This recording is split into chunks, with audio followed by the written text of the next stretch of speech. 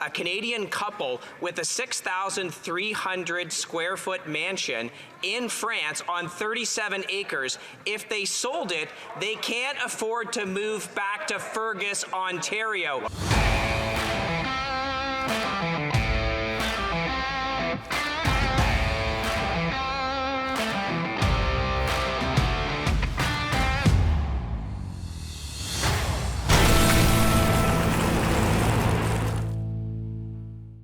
Welcome back to Northern Perspective, everyone. I'm Cypher. And I'm Fox. Today in Question Period, we learned that you can either buy a castle in France or a shack in Ontario for the same price.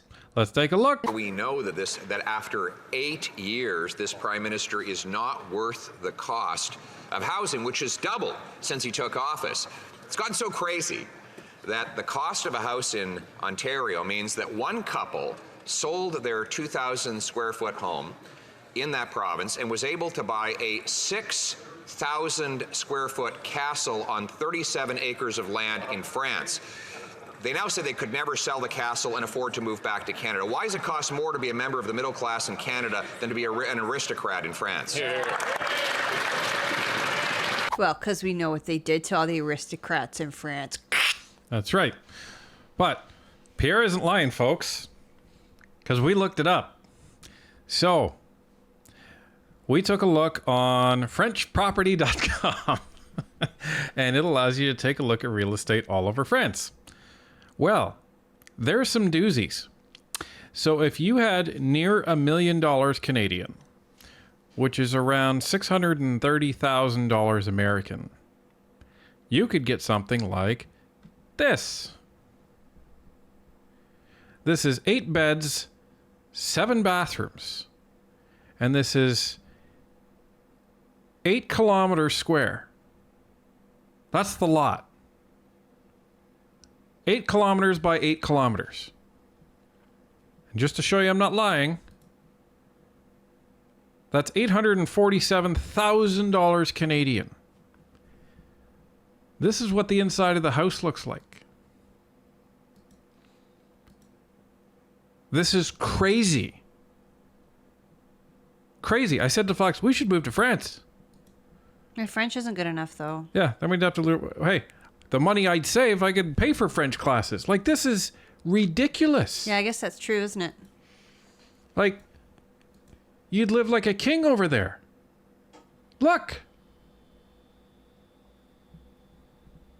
That's what you can buy for $847,000 Canadian. We all know what you have to buy for $847,000 Canadian over here. You don't get very much. And depending on where it is, you may only get a 100 by 25 foot lot. So you don't get much. And the problem is if you wanted to move back and get the same type of house, no way. Mind you, why would you want to move back to Canada after that? Then I had Ministre. Mr. Speaker, we will take no lessons from the Conservatives. Anyone who had, we will take no lessons for Conservatives on Sheba Kobe's bingo card, you can mark that off. If you don't know what I'm talking about, Sheba Kobe put in in a comment in our last video, he set up this, this whole list of potential bingo phrases that you can mark off on your card. And I'll let Fox comment next. Sheba Kobe actually posted an image in our Discord of this bingo card. It's fantastic. I'm just waiting on permission to post it to our community. But if you are on our Discord, head over to the Northern Perspective chat room and you'll see it right there. It is so hilarious. It's beautiful. So great job, Sheba Kobe. So any of you that are actually playing liberal bingo, that's your first marker. Canadians will take no lessons from the Conservative, Mr. Speaker. There is one thing, Mr. Speaker, not many I agree, but there's one thing that the leader of the opposition can do for Canadians watching at home, Mr. Speaker, is to vote for the affordability bill, Mr. Speaker, that will empower more competition in this country, that will reduce GST in new housing, Mr. Speaker. Well, once for all, will they vote for Canadian, yes or no?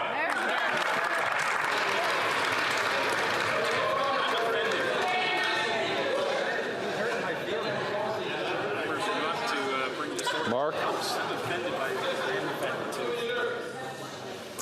L'honorable chef de l'opposition. The Honourable Leader of the Opposition. None of the bills are affordable after 8 years of this government. I asked, why is it that you can buy a castle in France for a lower cost than a middle-class home in Ontario? And his response was basically, let them eat cake, Mr. Speaker. The fact is, people can't even afford bread after 8 years of inflationary policies. Will they reverse their inflationary deficits and reverse their tax hikes so Canadians can eat, heat, and house themselves? So, of course, that reference is, back to Marie Antoinette. Back to Marie Antoinette and call it the Dark Ages, if you will, but The French Revolution is what it was. Wasn't that long ago. Anyhow, so he's basically saying that the Liberals are thumbing their nose up at the commoners, being all of us, right? So it's mind-boggling that the Liberals have no better talking points than what they have. We will take no lessons from the Conservatives, Mr. Speaker. Like, that's it. That's all you have.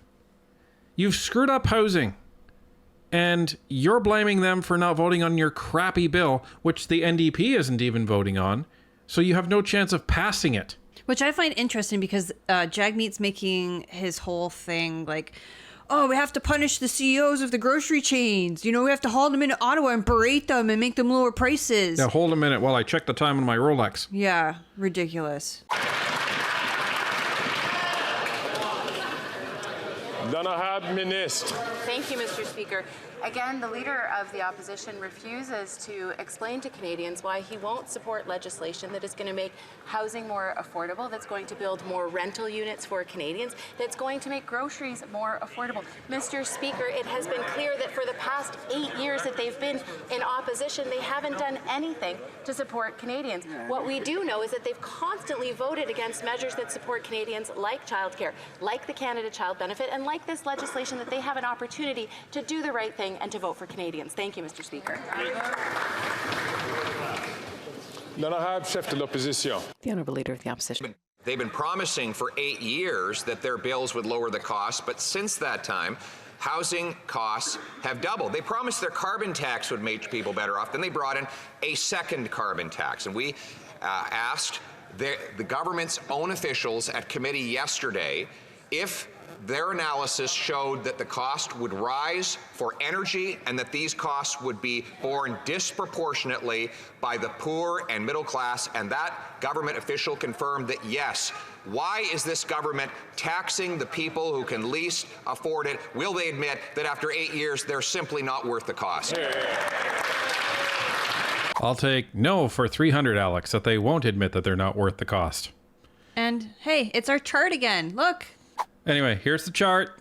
Vast majority of Canadians getting ripped off by the alleged carbon tax. But 90% of it is supposed to go back into our pockets, and the other 10% is supposed to be for small business. I think 90% of it is going to Trudeau's pockets. Yeah, seriously. According to a study that came out 2 days ago, in Canada, 60% of small and medium-sized business across the country have been affected by extreme weather event this year alone. 44% of them say that it has a direct hit on their revenue. What's the response from the Conservative Party? Let's make pollution free again. Let's have more climate change. Let's have more air pollution and water pollution. I think Canadians can take any of the proposition that the Conservative Party of Canada has for them, Mr. Speaker. Bravo. So maybe you should rock up to your buddies in China, knock on their front door, and beg them, please, can you stop pumping coal fumes and pollution into the atmosphere at a rate of 20 times what we do in Canada? Because if we zero out all of our emissions, it would net us zero change in climate if this was all even the case. Don't you get it, Cypher? That's practical. That would actually create a solution to have the actual polluters stop polluting. What the Liberals would rather do instead is push us all into poverty so that they could virtue signal that they're saving the environment when they're not doing jack. You know, where's our buddy Daryl Stinson to talk to Jibo here when we need him? And if you don't know who Daryl Stinson is, look at our other video that we just dropped.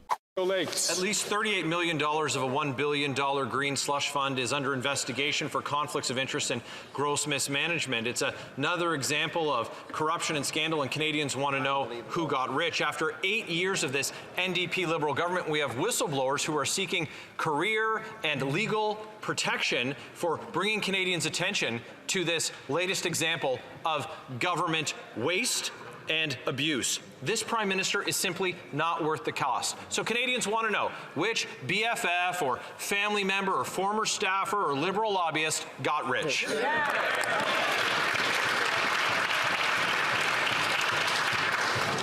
L'honorable ministre. Speaker, again, we need to rectify the facts, Mr. Speaker. I think there will be a number of small and medium-sized businesses in the country in the energy space and the environmental space which will be shocked by this comment, Mr. Speaker. What we did the responsible thing. The moment we had allegation of wrongdoing, Mr. Speaker, we hired an independent third-party expert to investigate. Once we got the result of the investigation, Mr. Speaker, we took action, Mr. Speaker, and we demanded from that agency, like we would demand from all agencies of the Government of Canada, to have the highest standard of governance. That's what Canadians expected. That's what we did, Mr. Speaker. The highest standard of governance. That's a pretty low bar for you guys then. I mean, Justin Trudeau promised in 2015, before he got elected, that he would have the most transparent government, and look at everything that they're trying to hide. Right now, with the Arrive scam app, they are trying to hide and shut down committee. Something's going on there. You know, initially I had said that I don't think Justin was involved, but it happened under his watch. Now the fact that the Liberals are shutting down committee debates, that's concerning. I'm wondering if it really is bigger than we know. Yeah, because this would be an opportunity for Justin to distance himself from a scandal and point to one that he actually was able to expose and take ownership that he fixed it. Or work with the authorities and say, hey, this is the guy there, this is the guy there, these are the documents that you need, go nuts. Get them in jail. We want them to pay because they robbed taxpayers. Like, that's what you would assume a good leader would do. Well, even a self-serving leader. But it could be that he is just so paranoid to have any bad press at all about his government at any time that he's just saying, no, shut it all down. Don't care if I'm distanced or not. This is the problem. You don't know. Or he's connected. You don't know because you can't trust him.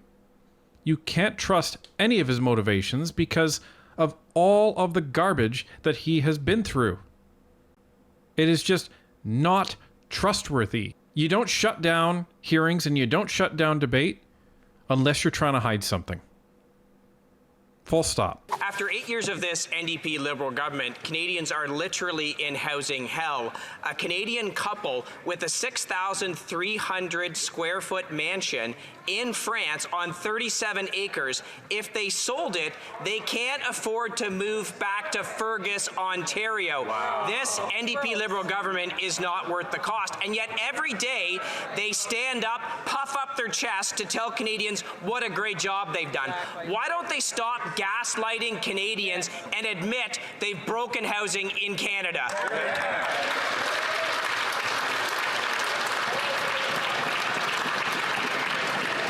Mr. C back with another great question.